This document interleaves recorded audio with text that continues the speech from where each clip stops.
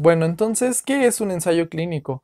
Bueno, la definición nos dice que es un experimento o es un ensayo controlado en el cual van a participar voluntarios. En este caso, pues no podemos obligar a nadie que participe en un ensayo si no tenemos previamente un consentimiento informado y que esté obviamente la persona esté consciente de lo que le va a pasar, por así decirlo. Ojo, este tipo de ensayos y este tipo de estudios, pues no es como en las películas así de que "Ay, vamos a hacer experimentos o como los nazis a ver qué pasa, ¿no? O con los seres humanos. Para nada. Un ensayo clínico se utiliza principalmente para evaluar la seguridad y la eficacia de los tratamientos o algunas intervenciones contra ciertas enfermedades o problemas de salud de cualquier tipo, ¿sale? Entonces, generalmente este tipo de ensayos son necesarios para que se pueda continuar con el desarrollo de nuevos productos, sobre todo desde el punto, lo estoy enfocando desde el punto de vista farmacéutico porque pues creo que es lo que nos interesa a nosotros, ¿sale?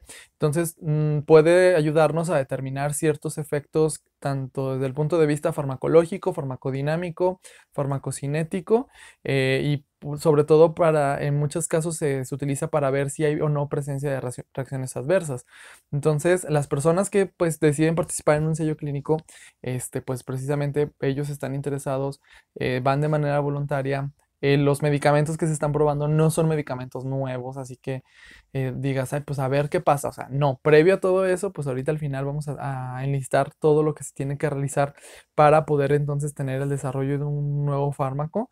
Pero pues previo a todo eso ya hay un contexto, ya hay una investigación, ya se sabe realmente lo que se quiere hacer. Solamente necesitamos culminar o completar esta etapa porque precisamente los efectos que nosotros vemos a lo mejor en un cultivo celular o en un animal de laboratorio no se compara hasta que lo podemos ver en un organismo, en un ser humano, pues completito, sale donde pues interactúe con todas las cuestiones fisiológicas o metabólicas que necesitamos comprender o para tener ahora sí una información mucho más completa del medicamento en cuestión.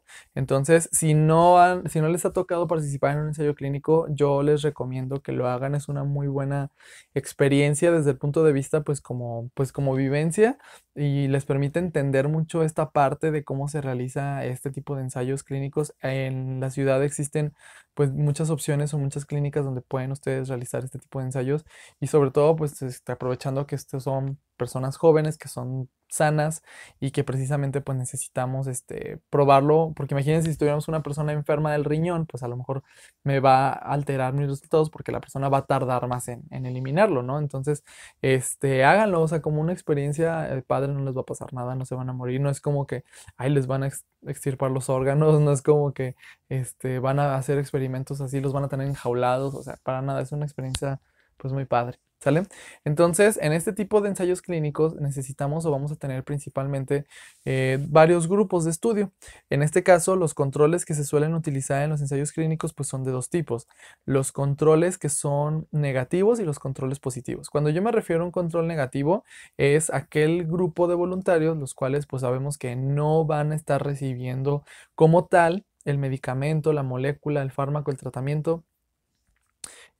Por eso es que pues es negativo, porque finalmente no va a ocurrir o yo no esperaría ningún efecto, ¿sale? Entonces normalmente este tipo de voluntarios reciben lo que se le conoce como un placebo, ¿de acuerdo? Por otra parte, también podemos tener nosotros un grupo positivo de control positivo, que en este caso son controles activos donde sí le podemos nosotros administrar ahora sí un tratamiento. En este caso, normalmente lo que se hace es probar un nuevo medicamento contra un medicamento de referencia. En este caso, pues el medicamento de referencia o el medicamento de patente es el que ya sabemos nosotros que existe, que ya está probado, que ya inclusive se comercializa y ya después entonces tendríamos nosotros pues el medicamento innovador para tratar de hacer un estudio de bioequivalencia o de biocomparación con respecto a los parámetros, insisto, farmacocinéticos principalmente, presencia de efectos adversos y farmacodinámicos, etcétera. ¿Sale? Entonces, normalmente un control positivo pues es aquel que sí le voy a asignar o que yo ya sé qué es el efecto que voy a tener.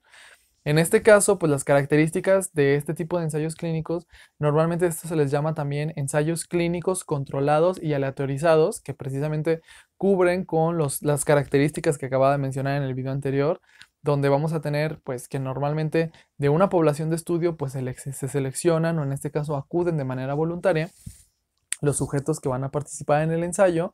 Normalmente les digo, una de las características más importantes es que sea pues meramente aleatorio, porque imagínense, no es lo mismo que yo diga, solamente quiero, por ejemplo, personas jóvenes de 18 a 20 años que sean hombres, pues no va a ser representativo a lo mejor del mercado, de la población en la que va a estar el medicamento, porque a lo mejor el medicamento puede funcionar para niños, para mujeres embarazadas, para adultos mayores, entonces pues sabemos que en los diferentes grupos poblacionales tenemos todas estas condiciones, entonces para que sea lo más representativo y estadísticamente pues significativo, necesitamos que se cumpla precisamente este criterio de aleatorización, ¿ok?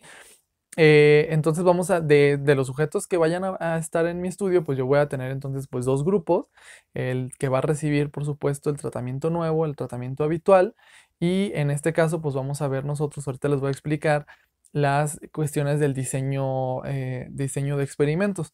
Entonces, lo que vamos a tener es que finalmente, luego de la administración del fármaco, del tratamiento, nosotros lo que podemos hacer es hacer una comparación. Esto nos permite, les digo, el tener un placebo nos permite comparar el efecto cuando no recibió nada a cuando sí recibió un medicamento y entre los dos grupos que están recibiendo el medicamento, los que reciben el de referencia o el habitual y los que están recibiendo el tratamiento innovador o el nuevo. ¿Sale? Entonces, normalmente cuando nosotros estamos hablando de un ensayo clínico aleatorizado, los voluntarios no saben cuál es el tratamiento que están recibiendo, precisamente para evitar sobre todo que se predispongan o que vayan a tener así como que, digo, nosotros no podemos controlar el metabolismo, pero sí, por ejemplo, las personas pueden, a lo mejor tomar más agua o tratar de eliminarlo lo más rápido posible, o a lo mejor vomitan, o sea, cosas así. Entonces ellos no tienen que saber nada y este efecto se le conoce como cegamiento, es decir, es un ciego porque pues las personas no saben o no ven precisamente qué es lo que están administrándose, ¿sí? Entonces, esto nos ayuda a tener una comparabilidad en la información para que no haya cierta manipulación o tendencia de los datos por los sujetos voluntarios, ¿sí? En este sentido, el cegamiento puede ser nada más en el caso de los voluntarios o puede ser un doble ciego o un triple ciego. ¿Qué significa esto? Que en el doble ciego, las personas que administran el medicamento tampoco saben cuál es el que le están dando, e incluso en un triple ciego, las personas que organizan o coordinan toda esta información tampoco muchas veces saben hasta el final del estudio para que entonces no vaya a haber este tipo de manipulaciones, ¿sí? Y pues entonces nosotros vamos a comparar precisamente en ambos grupos, más o menos como lo que estuvimos haciendo con los cuadros de contingencia de 2x2, para ver de los dos grupos cuántos desarrollaron el evento, cuántos no, y por lo tanto poder hacer un análisis o una comparación y obtener realmente si hay diferencias significativas o no. ¿Sale? Por lo tanto, resumiendo las características metodológicas que puede tener un ensayo clínico, es la presencia de algún placebo, que como les mencionaba, el placebo nos va a ayudar a hacer precisamente el análisis o la comparación de un efecto, dado que el placebo no va a aportar ningún cambio o no debería aportar ningún cambio significativo a la variable de respuesta y normalmente se trata de un agente que desde el punto de vista farmacológico es inactivo y que normalmente pues se administra también en algunos sujetos del estudio. El efecto tiene que ser el efecto del cegamiento, donde nosotros necesitamos imponer esta condición, especificando sobre todo pues quiénes sí van a saber o quiénes no van a saber, para que no vaya a haber predisposición o alteraciones de los resultados. Y la tercera característica que es fundamental para los ensayos clínicos es la aleatorización. ¿Sí? Entonces necesitamos que se asignen los medicamentos y los voluntarios al azar, sobre todo para poder hacer una comparación que sea estadísticamente significativa. ¿Sale?